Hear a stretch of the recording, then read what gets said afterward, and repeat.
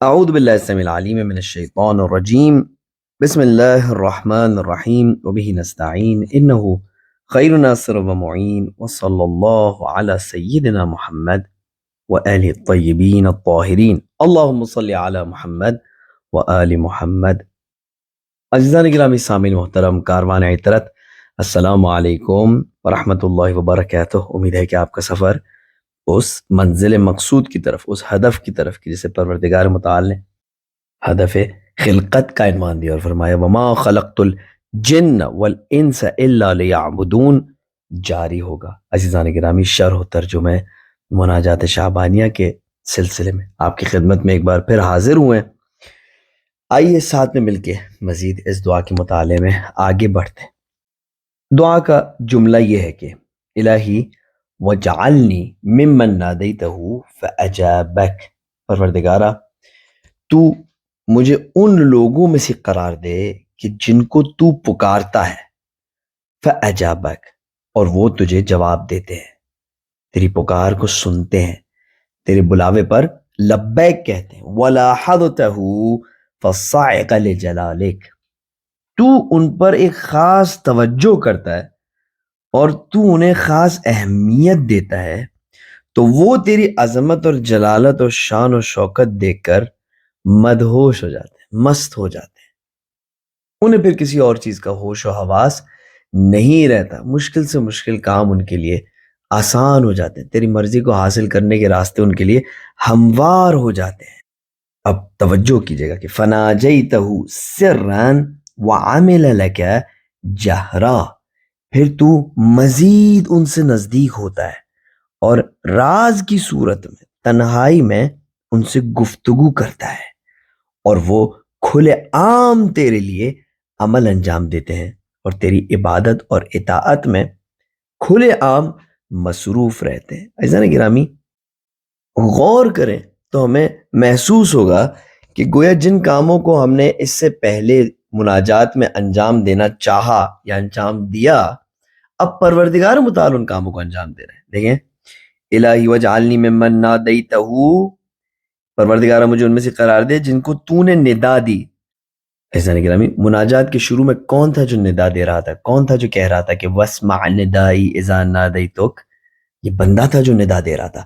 مناجات کے آخری حصوں میں اب پروردگار متعال وہ ہے کہ جو بندے کو ندا دے رہا ہے، اور ہم پروردگار متعال سے کہہ رہے ہیں کہ پروردگارہ تو ہمیں بھی ندا دے، تو ہمیں بھی ان میں قرار دے جن کو تو پکارتا ہے اپنی مدد کے لیے۔ یا ایھا الذین آمنوا ان تنصروا اللہ ینصرکم ویثبت اقدامکم، اے ایمان والوں، اگر تم پروردگار کی، اللہ کی نصرت کرو گے تو وہ تمہاری نصرت کرے گا اور تمہیں ثابت قدم بنائے گا۔ پروردگار تو ہمیں ان میں سے قرار دے۔ وَلَاحَظْتَهُ فَصَعِقَ لِجَلَالِكَ، کون تھا جو پہلے اللہ سبحانہ وتعالیٰ سے درخواست کر رہا تھا کہ پروردگارہ مجھے تیری طرف توجہ کرنے کی، تیری طرف غفلت سے دوری اختیار کر کے تیری طرف متوجہ ہونے کی توفیق دے۔ اب کون ہے جو بندے کی طرف ایک خاص توجہ کر رہا ہے؟ پروردگار متعال۔ وَلَاحَظْتَهُ فَصَعِقَ لِجَلَالِكَ، تو ان پر خاص توجہ کرتا ہے میرے رب، تو انہیں اہمیت دیتا ہے میرے رب، اور وہ تیری عظمت اور جلالت اور شان اور شوکت کو دیکھ کر مدہوش ہو جاتے ہیں۔ اس کے بعد کا جملہ دیکھیں، فَنَاجَيْتَهُ سِرًّا، عزیزان گرامی، کون تھا جو مناجات کر رہا تھا؟ بندہ تھا جو پروردگار متعال کے بارگاہ میں مناجات کر رہا تھا۔ اس جملے میں ہم کیا کہتے ہیں؟ پروردگار تو ہمیں ان میں سے قرار دے کہ جن کے ساتھ فناجیتہو، تو مناجات کرتا ہے ان کے ساتھ، سرن، راز کی صورت میں، تنہائی میں، وعمل لک جہرا، اور وہ تیرے لیے کھل کر کام انجام دیتے ہیں۔ دیکھیں عزیزان گرامی، هل جزاء الاحسان الا الاحسان، اس کی ہمیں سیکھنے کی بہت ضرورت ہے۔ ہم بہت زیادہ احسانوں کو ٹھکراتے ہیں، ہمارے اور بہت ساری ہمارے مسائل اسی لیے ہیں کہ ہم اگر کسی چیز سے فائدہ اٹھاتے بھی ہیں تو ہمارے ذہنوں میں ہی نہیں آتا کہ ہم اس کو فائدہ ریٹرن کریں۔ ایک جگہ کھانے پہ دعوت تھے، تو ایک اچھے شخص نے دعوت دی تھی، صاحب حیثیت تھے، صاحب استطاعت تھے، انہوں نے دعوت کی تھی، وہ کھانا کھا رہے تھے۔ جب کھانا کھا لیا تو کسی نے دعا کی کہ پروردگارہ انہیں توفیق دے کہ یہ مزید ہمیں کھانا کھلائیں۔ تو انہوں نے بڑی اچھی بات کی، انہوں نے کہا کہ یہ بہت اچھی دعا ہے، میرا تو اس میں فائدہ ہی فائدہ ہے، لیکن تم اگر احسان کا بدلہ احسان سے دینا چاہتے تو تم یہ بھی تو دعا کر سکتے تھے نا کہ پروردگار مجھے توفیق دے کہ میں ان کو کھانا کھلاؤں. تم نے میرے لیے تو بہت اچھی دعا کی، لیکن اس دعا کی وجہ سے تم وہی کے وہی رہ جاؤ گے جو اس وقت ہو، اور میں آگے بڑھتا رہوں گا. تو یہ جزا حل جزاء الاحسان الا الاحسان صرف اس لیے نہیں کہ سامنے والے کا فائدہ ہو. جو احسان کرتا ہے اس کا تو احسان کرنے میں بھی فائدہ ہی ہے، اور اس کو ریٹرن نہ ملے تو اللہ سبحانہ و تعالیٰ ریٹرن دیتا ہے تو اور فائدہ ہے. لیکن جب ہم اس کو اس کے احسان کا بدلہ دیتے ہیں تو یہ ہمارے اندر بلندی کا باعث بنتا ہے، ہمارے اندر کمالات کا باعث بنتا ہے. بہرحال پروردگار متعال یہاں پر فرماتا ہے کہ میری تعارف یہ ہے، اگر کوئی میرے ساتھ نیکی کرنا چاہتا ہے، اگر کوئی میرے قریب آنا چاہتا ہے تو میں کئی ہزار کھربوں اربوں گنا بڑھ کے اسے میں ریٹرن کرتا ہوں. اگر کوئی مجھے صدا دیتا ہے تو پھر ایک وقت آتا ہے جب میں اسے صدا دیتا ہوں. کہ اگر کوئی مجھ پر توجہ کرتا ہے تو ایک وقت آتا ہے کہ میں خاص اپنی توجہات اس کی جانب کرتا ہوں. اور اگر کوئی مجھ سے مناجات کرنا چاہتا ہے تو ایک وقت آتا ہے کہ پھر میں اس کے ساتھ مناجات کرتا ہوں. عزیزان گرامی، یہ ہے پروردگار متعال کی شناخت. اب ہم پروردگار متعال کی بارگاہ میں عرض کرتے ہیں کہ الہی لم اسلط علی حسن ظنی قنوط الایاس.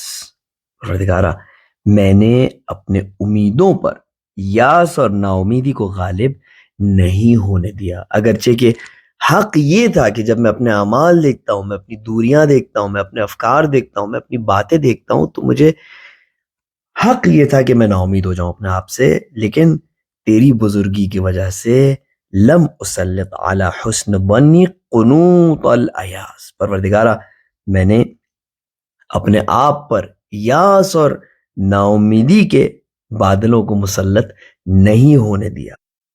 ولن قطع رجائی من جمیل کرمک. جس حال میں بھی تھا، چاہے گناہوں میں پڑا ہوا تھا، چاہے کوئی عبادت انجام دے رہا تھا، چاہے میں افسوس کر رہا تھا، چاہے میں خوش تھا، اے میرے معبود ولن قطع رجائی من جمیل کرمک، میں نے کبھی اپنی امیدوں کو تیرے کرم سے، تیرے خوبصورت کریمانہ انداز سے جدا نہیں ہونے دیا.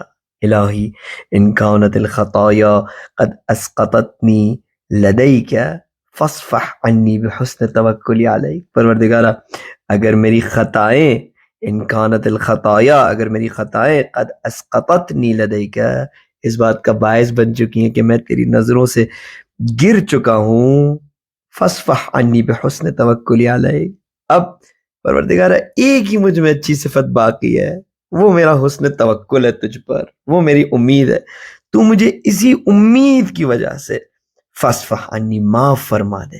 اسی حسن توکل کی وجہ سے جو میں تجھ پر رکھتا ہوں، اسی خوشگمانی کی وجہ سے تو مجھے معاف فرما دے. الہی ان حطتنی الذنوب من مکارم لطفک فقد نبہنی الیقین الی کرم عطفک. پروردگارہ، اگرچہ کہ میرے سیاہ اعمال اور گناہ مجھے عفو و بخشش کی اونچائیوں اور بلندیوں سے گرانے کی پوری کوشش کر رہے ہیں، لیکن میں نے بھی تیرے کرم کو یقین کے ساتھ مضبوطی سے اپنے ہاتھوں میں تھاما ہوا ہے، اور اپنے آپ کو سہارا دیا ہے تیرے کرم کے بھروسے پر.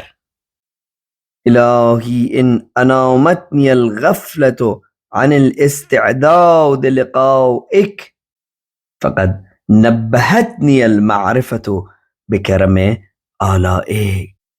پروردگارہ، اگرچہ غفلت کے باعث میں نیند کا شکار ہو جاتا ہوں، سو جاتا ہوں، تجھ سے عرصوں تک غافل رہتا ہوں، ماہ رمضان ختم ہوتا ہے تو اس کے بعد مجھے تیری یاد ہی نہیں آتی، پھر اگلے ماہ رمضان میں تجھے یاد کرتا ہوں. پروردگارہ، اگرچہ کہ میں تیرے ملاقات کرنے کی تیاری نہیں کر پاتا اس غفلت کی وجہ سے، اس سو جانے کی وجہ سے، لیکن تیری بڑی بڑی نعمتوں کی شناخت اور معرفت مجھے اس خواب سے بیدار کر دیتی ہیں. پروردگارہ، ماہ رجب مجھے اس خواب سے بیدار کرتا ہے، ماہ شعبان مجھے اس خواب سے بیدار کر دیتا ہے، یہ خوبصورت دعائیں اور مناجات مجھے اس گہرے خواب سے بیدار کر دیتی ہیں جن کے باعث میں غفلت کا شکار ہوتا ہوں.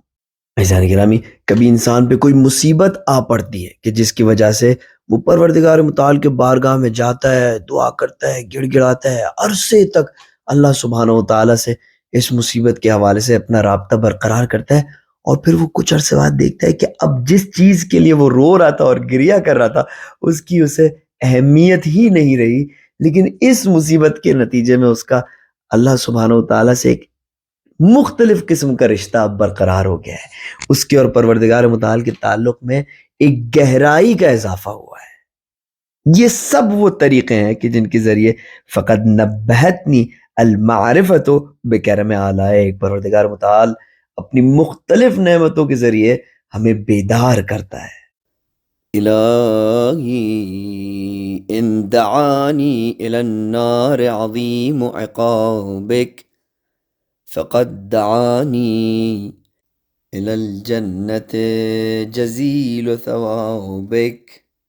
الہی فلک اسأل وإلیک ابتہل وارغب واسألک ان تصلی علی محمد وآل محمد۔ پروردگارا، اگر تیری سخت سزا اور دردناک عذاب مجھے آتش جہنم کی سمت بلاتا ہے تو اس میں کوئی شک نہیں ہے کہ تیری واضح اور نمایاں محبتیں اور بخششیں اور ان عظیم ثواب کے وعدے وہ ہیں جو مجھے جنت کی سمت آنے کی دعوت دیتے ہیں۔ پروردگارا فلک اسألو، پروردگارا میں تجھ سے صرف سوال کرتا ہوں، وہ الیک ابتہلو، اور تیری جانب شدت سے آہوزاری اور گریہ کرتا ہوں، وہ ارغبو، تیری جانب صرف رغبت رکھتا ہوں، وہ اسألو کیا، اور تجھ سے سوال کرتا ہوں پروردگارا، کیا عظیم دعا ہے، ان تصلی علی محمد و آل محمد، کہ تو محمد و آل محمد پر درود نازل فرما، وان تجعلنی ممن یدیم ذکرک، پروردگارا مجھے ان میں سے قرار دے کہ جو ہمیشہ تیری یاد میں رہتے ہیں، تیرے ذکر کو ادامہ دیتے ہیں، ولا ینقض عہدک، جو تجھ سے وعدہ کر کے اپنے وعدوں کو نہیں توڑتے، جو تجھ سے وعدہ خلافی نہیں کرتے، ولا یغفل عن شکرک، پروردگارا ان میں سے قرار دے جو تیرے شکر سے غافل نہیں ہوتے، ولا یستخف بامرک، اور نہیں تیرے حکم کو، تیرے کام کو ہلکا سمجھتے ہیں۔ الہی والحقنی بنور عزک الابہج فاکون لک عارفا، اے معبود تو مجھے اپنے عزت و وقار و آبرو کے خوبصورت نور سے پیوست فرما دے تاکہ میں تجھے پہچاننے لگوں، وعن سواک منحرفا، اور تیرے علاوہ دوسروں سے دور ہو جاؤں، ومن کیا خوفا مراقبہ، اور صرف تیرا خوف اپنے دل میں رکھوں اور تجھ سے میں ہمیشہ خبردار رہوں۔ دعا کا آخری جملہ، یا ذل جلال والاکرام، اے عظمت و جلال و بزرگی کے مالک، صلی اللہ علی محمد رسولہ وآلہ الطاہرین وسلم تسلیما کثیرا، اور خداوند متعال کا بہت سارا درود و سلام ہو محمد و آل محمد پر۔ عزیزان گرامی، شکر کرتے ہیں پروردگار متعال کا کہ ہمیں توفیق ملی کہ ایک دفعہ بیٹھ کر امیر المومنین علی ابن ابی طالب علیہ السلام کی مناجات شعبانیہ کو دورہ کریں، پڑھیں، اس میں غور و فکر کریں۔ عزیزان گرامی، اگر آپ ہمارے چینل کو سپورٹ کریں گے تو یہ ویڈیوز دوسروں تک پہنچیں گی، یہ کام آگے بڑھے گا، اہل بیت علیہ السلام کی معرفت کو آگے بڑھانے میں آپ کا بھی حصہ ہوگا۔ اس کے ساتھ آپ کی خدمت میں عرض کریں کہ استقبال ماہ مبارک رمضان کے لیکچرز کی بھی آڈیو آنا شروع ہو چکی ہے، اگر آپ چاہیں تو وہ بھی سن لیں، اور انشاءاللہ ماہ رمضان میں دعائے ابو حمزہ السمالی کا بھی سلسلہ جاری رہے گا، اس عظیم دعا کو بھی پڑھیں گے اور اس عظیم دعا میں بھی غور و فکر کرنے کی کوشش کریں گے۔ اپنا خیال رکھیے گا، اپنی دعاؤں میں یاد رکھیے گا، سبحان ربک رب العزت عما یصفون وسلام علی المرسلین والحمد للہ رب العالمین، والسلام علیکم ورحمۃ اللہ وبرکاتہ۔